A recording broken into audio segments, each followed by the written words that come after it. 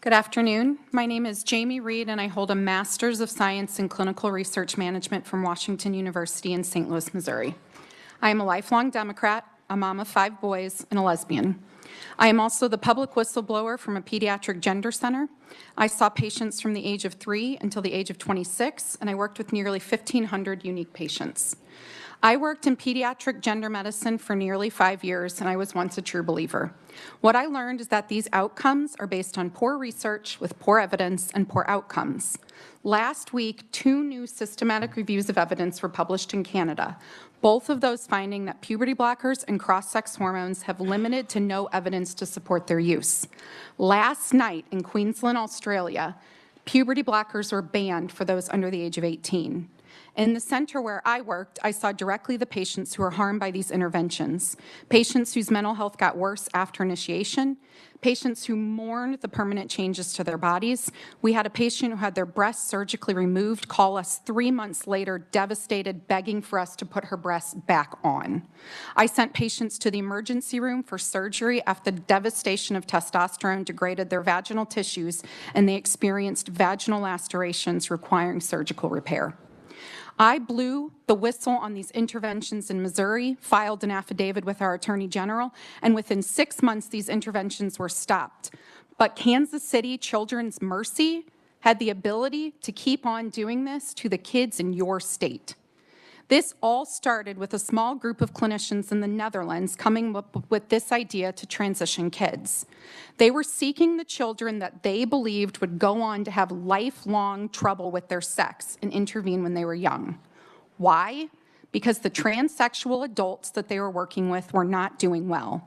When they completed their first study, they found that these young people were proto-gay youth. 68 out of 70 were same-sex attracted, and they transitioned them. Not because they had any certainty that they would go on to have lifetime troubles with their sex, but because our society has a long history of discomfort with the way that gays and lesbians like me live our lives in our sexed bodies. We were expendable. We were okay to be harmed, to have our endocrine systems destroyed with wrong sex hormones.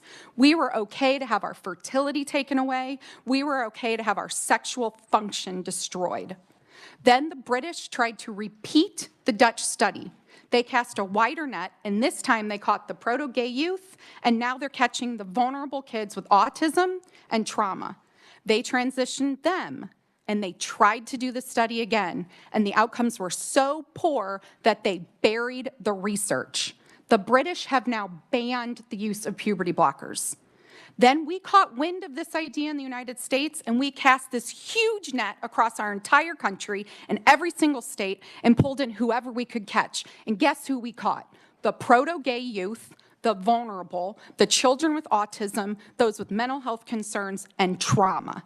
And then we caught a new group of kids. We caught the kids who were on TikTok, and we harmed them through COVID lockdowns. We caught the straight girls like Chloe with good-intentioned, well-intentioned liberal parents, and we transitioned them. The social contagion is real. And when these girls began to realize that there was a problem and stand up and say, "Stop harming us," we began to listen. We needed to listen when these were the proto-gay kids. We need to listen when we started doing this to the kids that were going to grow up to be gay.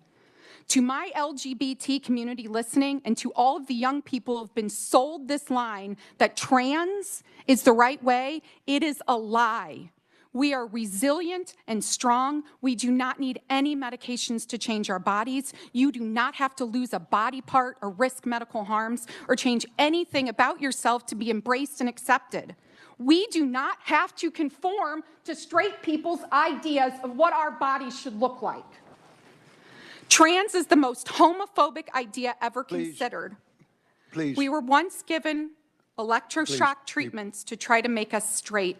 We were once forcibly raped to try to make us straight, and now we are being transed. We are perfect just the way that we are. No one needs to cut off any of your body parts to make you authentic. Please stop just supporting this destruction, and our community needs to fight back with everything that we have.